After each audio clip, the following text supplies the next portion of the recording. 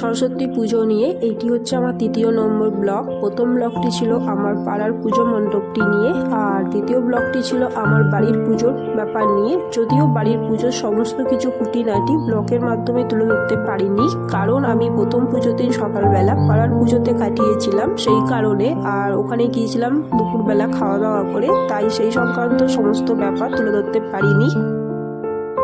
আশা করি বন্ধুরা আগের ব্লগ দুটি নিশ্চয়ই তোমরা দেখেছো, আর এই ব্লগটিও দেখবে।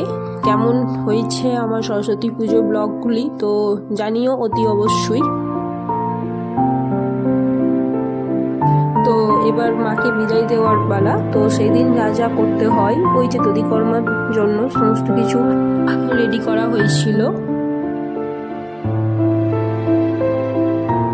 চলো বন্ধুরা, আজ তাহলে টাটা, আবার দেখা হবে অন্য কোনো একটি ব্লগে।